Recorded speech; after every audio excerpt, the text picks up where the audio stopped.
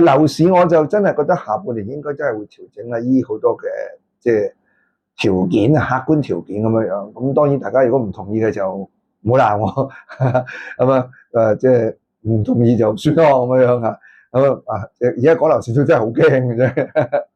咁啊咁就有幾個條件見得到啊。第一個條件就係你見得到就係話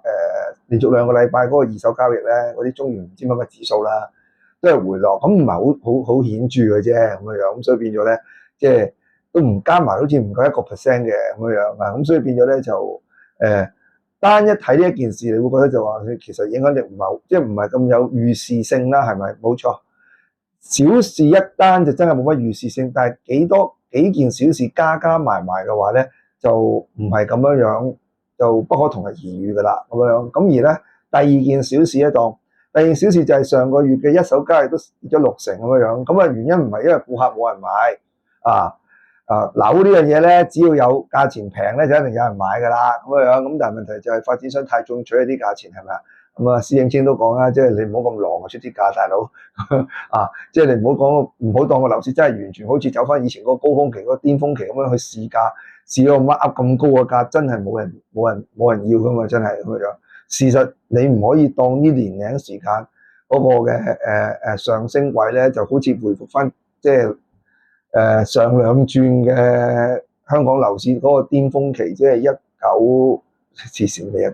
2018至19嗰段，同埋2021至22嗰兩個嘅頂位咁樣，你唔可以當嗰度咁去處理，其實係嘛咁所以變咗上個月嘅一手交易跌咗60%嘅話，原因就最主要就因為啲發展太進取，加得太狼啦，咁啊所以啲人唔買啦，係嘛？咁樣我都講過啦，而家你唔好當啲內地客咧，真係水魚先得嘅，佢哋睬你一季佢哋都唔制嘅，真係咁樣。好啦，咁第三咧就係原本下半年應該喺嗰個嘅北部都會區裏邊嘅嗰個古洞嗰度有幾個盤要賣出嚟，有2000個單位阻緊嘅，全部都係大發展商新鴻基啊、恒基啊、會德豐嘅。咁都有傳聞，都有報道啦，都話佢哋都有機會延遲嗰個嘅推售啦。咁點解延遲推售啫？梗係覺得唔係好對路啦，個市係咪啊？咁樣或者係會減價咁樣。咁所以變咗就係話呢啲咁嘅跡象都的，而且我話俾佢聽咧，就係個樓市係有調整嗰個嘅趨勢嘅。咁而我都講啦，就係話而家第一輪嘅調整嘅原因咧，就唔係因為減息啊，咩加息啊，因為未加息噶嘛，係咪咁樣加息周期未開始嘅咁樣係因為即係上個幾月前咧，中央咧禁止啲資金落嚟咧咁樣都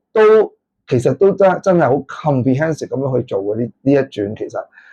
堵塞咗資金落嚟嘅咁樣。譬如話我舊聲都講啦，就係話咧，而家銀行咧，即係如果你內地人咧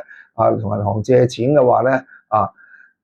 唔係，我又想講唔係內地人次下都嚟 full pay 嘅，大佬咁樣都會都full pay 話啲錢點解釋咧？係咪都要同銀行借下嘅，咁樣有都未必 full pay 㗎，真係都要即係等於你買我哋土生土長嘅香港人都好，如果有錢買樓，我哋都要揾啲銀行做下㗎嘛，做下按揭㗎嘛，咁樣其中一樣嘢原因就係因為點解咧？啲樓契咧買喺銀行嗰算銀行同我哋守住好過我哋自己守啊嘛，係咪好過我哋自己 keep 啦，係咪啊？火燭點算啊？係咪咁所以變咗咧就個舊生都講嘅話咧，而家銀行咧睇你嗰個首期俾法，佢都好關心啊，先睇唔睇先放數放嗰個按揭，就係話如果你啲錢咧係咩啊？係來自你嗰度，或者解釋得都係由來自你親戚都好啦咁樣。但係如果啲錢突然間臨時要俾嗰陣時咧，砰砰聲咁注入 ，OK 好明顯係來自啲地下嗰啲嘅錢莊嘅話咧，佢哋都未必肯借錢俾你咁樣。咁呢啲咁樣嘅做法已經係加上內地都大力打壓啲內地錢莊喺呢段時間。如果你睇新聞嘅話，咁樣，所以變咗呢啲咁樣嘅發展都係正如我之前講，係堵塞咗啲資金落嚟香港係炒樓嘅、買樓嘅咁樣。好啦，咁當然仲有一個原因就係大家都開始驚嗰個嘅加息㗎啦，預期加息預期亦都係即係某個人有啲限制咗下半年買樓樓價升嗰個有機會升而家係向下跌嗰個機率係高咗好多嘅。咁樣喺我自己嘅睇法。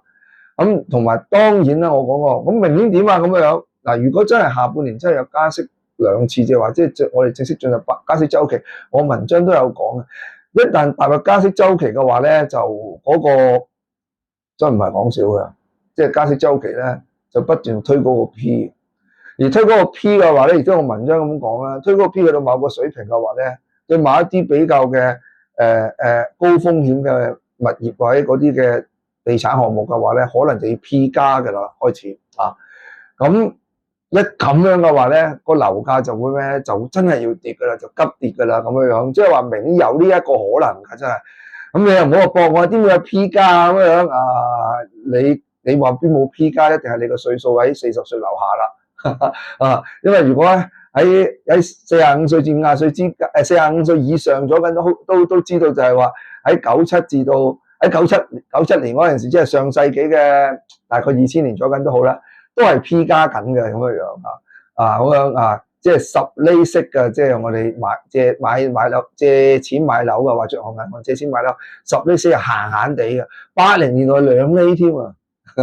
啊唔係2厘，22即係2成啦，OK 啊2成咧即係20厘都有啊，80年代咁樣，咁所以變咗千祈唔好話冇機會 P 加，真係咁樣。當你如果冇呢一個心理準備，到佢真係嚟嗰陣時嘅話，真係會被佢殺個措手不及噶。我想講都係嗰句97、98嗰陣時係 P 加嘅，到2002年就變咗 P 減，只不過係3、4年嘅事情啫嘛。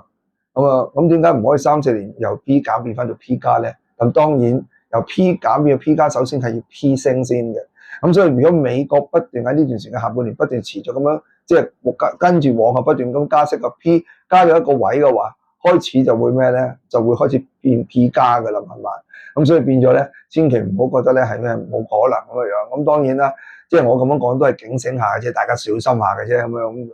大家唔同意嘅話咧，就多多包涵啦嚇。